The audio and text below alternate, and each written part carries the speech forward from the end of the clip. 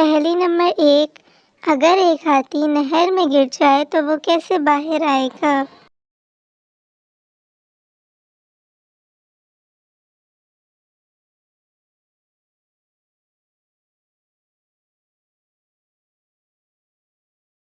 जवाब, गीला होकर। पहेली नंबर 2। इंसान एक रात की नींद में कितनी मर्तबा सांस लेता है?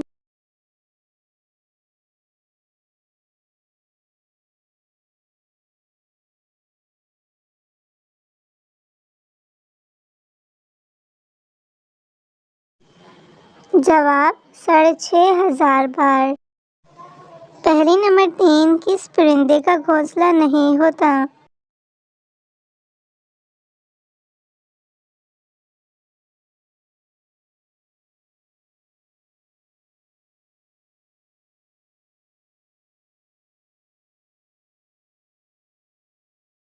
जवाब, कोयल। पहेली नंबर 4।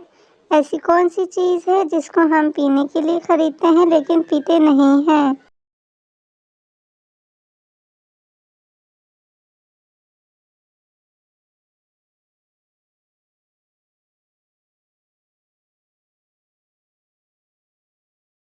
जवाब, ग्लास।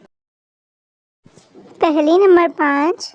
वो कौन सा जानवर है जो 6 माह जागता है और 6 माह सोता है?